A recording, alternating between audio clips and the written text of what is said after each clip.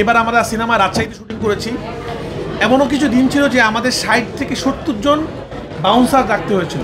সাকিব খানের যে ফ্যান, এমনও ফ্যান আছে গাড়ির পিছনে দৌড়াতে থাকে, স্পিডে গাড়ি চলতেছে, গাড়ির মধ্যে উঠে গেছে, ছাদের মধ্যে উঠে গেছে, তাদেরকে বুঝায় শুনে নামানো, মানুষের ধান ক্ষেত নষ্ট করে ফেলছে, গাছে উঠে যাচ্ছে, ছাদ থেকে লাফ দিয়ে দিচ্ছে, পানির মধ্যে সাঁতার কাটতেছে। সব সিনেমাই আসলে গল্পহীন সিনেমা বানানোর চেষ্টা করি। তাণ্ডবটাও এরকম আমার নিজের জনরা বা আমরা যে জনরায় কাজ করি সেটাকে একটু বড় স্কেলে আনার চেষ্টা করেছি। বাট এবার আমরা 100% পজিটিভ রিভিউ পাচ্ছি এবং সবাই ইনফ্যাক্ট বলছে এটা আমার এখন পর্যন্ত বানানো বেস্ট সিনেমা।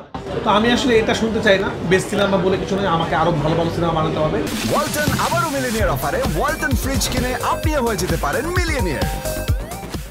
রাহেন রাফি, শারিয়া শাকিল, বেদন রনি, মনিদা, এই যে আমরা একটা টিম, এই টিমের একটা হ্যাট্রিক হলো এই ঈদে, এটা আমরা খুবই খুশি।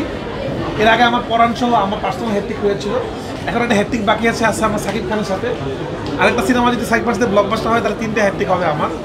প্রতিটা প্রোডাকশন হাউস যদি গল্পের দিকে নজর দেয় তাহলে তাদের সিনেমা আসলে হিট হবে। গল্পটা আগে প্রাধান্য পাইতে হবে, তারপরে আসলে প্যাকেজিংটা কীরকম হবে সেরকম। শুধু ডিরেক্টর, শুধু নায়ক নায়িকা দিয়ে আসলে এগুলো তারা এটা করে না, তারা প্রথমে আইডিয়াটা এবং গল্পটাই দেখে। তো আমি সবসময় আশা করবো আলফা এসবিএফ চৌকি সবসময় এই ধারাটা অব্যাহত রাখবে এবং তারা আরও বেশি বেশি সিনেমা বানাবে, এছাড়াও সিনেমা বানাবে। ইভেন তারা যেন সিনেমা হলও বানায়, আমরা দেখছি ওই পাশে এসবিএফ এর সিনেমা হলও আছে। যেহেতু সিনেমা হলের সংকট, আমি বলবো এই প্রযোজনা প্রতিষ্ঠান যদি সিনেমা হলও নির্মাণ করে তাও আমাদের জন্য ভালো। আপনারা একটা জিনিস খেয়াল করে দেখবেন, আমাদের কিন্তু দর্শক প্রচুর, কিন্তু দেখানোর মতো ক্যাপাসিটি আমাদের নাই, তার মানে আমাদের হল নাই। তো আমরা যদি ছোটো ছোটো সিনেমা হল বানাতে পারি, মাল্টিপ্লেক্স বানাতে পারি বিভিন্ন জেলায়, তাও কিন্তু আমরা অনেক ব্যবসাও করতে পারবো এবং দর্শক সিনেমা দিতে পারবো। তো আমরা তো সিনেমা বানাচ্ছি ইনশাআল্লাহ সামনে। তো আমি বলবো যে আমাদের আসলে হল নির্মাণ করার সময়, এতদিন হল মালিকের কমপ্লেন ছিল সিনেমা নেই সিনেমা নেই, এখন কিন্তু সিনেমা আছে কিন্তু হল নেই।